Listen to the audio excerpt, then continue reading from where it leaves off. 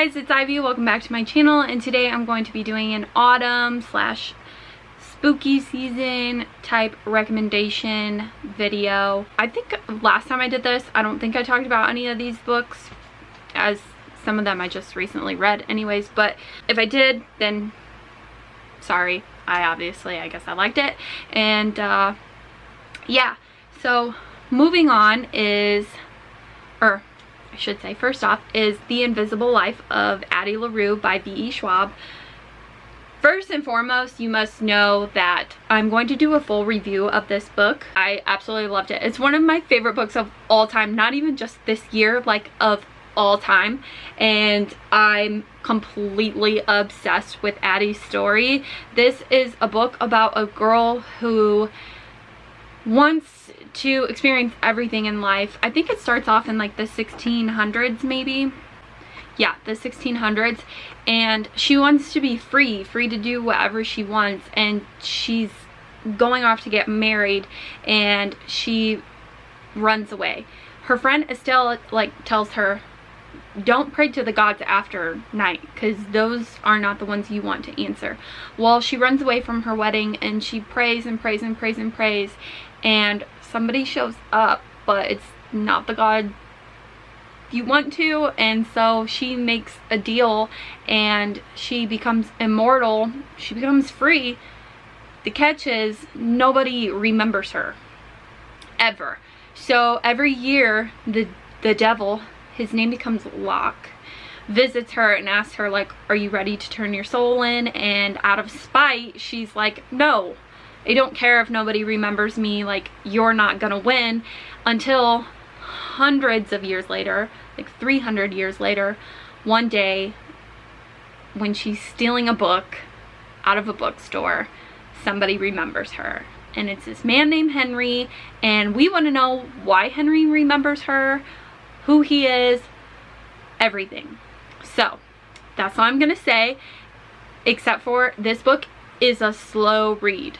It's extremely slow, and even if you're a fast reader, I don't think it's something you want to blow through. Like, this is a book you really want to savor, and I stress that very hard because I just thoroughly enjoyed every single word in this novel. It's so good. 5 out of 5 stars if you can't, but pick it up. The next spooky book I'm going to recommend is Horrified by Katrina Leno, and if you haven't seen it yet, I do this Halloween makeup vibe, get ready with me type thing, and review this. This is a YA horror novel, and this is about a girl named Jane who suddenly has to move to Maine because her father dies, and she moves into her grandmother's old house with her mother Ruth, and this place is called North Manor, and it's been abandoned for years because her grandmother's no longer alive, and it's got a lot of secrets, and everybody in town seems to know more about her own house than Jane, and her mother doesn't tell her anything. Her mother leaves her in the dark, and creepy stuff starts to happen, and we want to know, like, is it grief, is it a mental illness, is it something more, or is there paranormal things happening? So good. As Katrina Leno's books always have mental health some type of mental health aspect to them to help drive the story, I always find that extremely important. The North Manor in this book is so atmospheric. They're in Maine, so it's grim, it's dark, it's cold, the air is crisp. It's so good. This is the perfect book for you to just, if it's cold, rainy, to crawl up under a blanket, have some tea, coffee, whatever you might, have a hot apple cider maybe, because it's spooky season, and read this novel. It is so good. And this is like, you want the breeze on your face. You can feel the darkness. So good. Same could be said for feeling the breeze on your face, darkness, maybe some mist. If you go to the beach and you wear a coat, depending where you are, maybe it's still hot, I don't know. Sawkill Girls by Claire Legrand is extremely atmospheric. They go to this island, they're new to the island, and girls are being abducted and never found, and we want to know why. There is female rep in this book, so if that's something you're interested in. It's told in multiple point of views. It's been a while since I've read this book, but it says, beware of the woods in the dark, dank deep, he'll follow you home and he won't let you sleep. What more do you need out of a fall book? What more? I liked about this book the island atmosphere. I love the mysterious part of it. Who is this man? What is happening? There's bullying in this book as well, but it's like plays a part to the story. I can't remember exactly who bullies who, but like she ends up falling for that girl, like the bad girl, and the bad girl is very bad. And so just know Sawkill Rock is extremely atmospheric. So if you want an atmospheric read, I highly recommend. I know a lot of people didn't like this book. I don't know why, because I loved it. I loved finding out what was happening to the disappearing girls. I like creepy books. I like things with open endings, I guess, with things that are unexplainable. Maybe I think that's probably why a lot of people didn't like this, but it's good. My next recommendation is Burn Our Bodies Down by Rory Power. My legs are falling asleep. This book is about, again, secrets. Maybe that's my vibe. Her mother keeps secrets from her, and she wants to know more about her family. She finds this like journal thing that like causes her to have a lot of questions, so she ends up running away to her grandmother's house. It's creepy. There's a cornfield. When she gets there, there's a fire, and the body they find in the fire looks exactly like her. It's extremely shocking, and she's like, whoa, what the hell? Why does this girl look like me? Who is she? Her grandmother doesn't explain anything to her, so she starts to have to answer all her questions on her own. This book is extremely weird. It's not for a lot of people. I don't know. A lot of people didn't like it. I liked it. I love Rory Power's writing. I like the cornfield vibes. Very atmospheric. Just the mysterious ambiance. What is happening? Who is this girl that looks like me? So highly recommend. My next recommendation is Bunny by Mona Awad. This book is about a girl and a cult. This girl is in college, and there's these group of girls who all call each other Bunny, and they're hippie, preppy, popular girls, and she gets involved with them, and it's extremely fucked up. Honestly, this book is so messed up, but it's like super good. Like, I was like, what is happening? There's some cult stuff happening, and it's kind of all I want to tell you, because like you should just read it and find out like what is really happening on your own. There's conjuring in here. That's what I'll say. My next rec is House of Salt and Sorrows by Erin A. Craig, and this book is loosely based on the 12 Dancing Princess fairy tale, which I never read, but I really enjoyed the way she put her spin on it. This is about this group of sisters who they live at Highmore. So Highmore is extremely atmospheric, and just the way she writes is extremely atmospheric. Use that word a lot in this video. She's getting disturbed ghostly visions, and so she wants to like investigate like what is happening, because her sisters keep dying.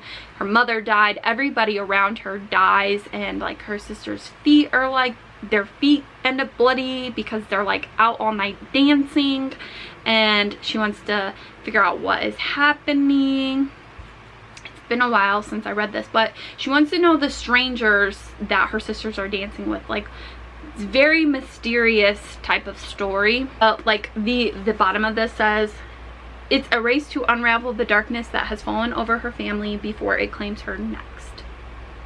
What else do you need to know? Read it. It's extremely good. My other rec is The Beautiful by Renee Ahdieh. This is a vampire book set in New Orleans in the French Quarter. So, hence the autumn vibes. Definitely perfect for this season. The book is about a girl named Celine, and there are murders happening, and she starts to realize there's more paranormal things happening than what she knew. She came there from, I think, France or something. Yes, she came from Paris. She was forced to flee her life in Paris, and so she ends up in New Orleans. And there's this mysterious beau. What is his name? Sebastian. I loved him when I was reading this book, let me just say. He's definitely a book boyfriend. If you're into books that have forbidden romance, mysterious vibes, paranormal stuff, cool French Quarter setting, this is the novel for you.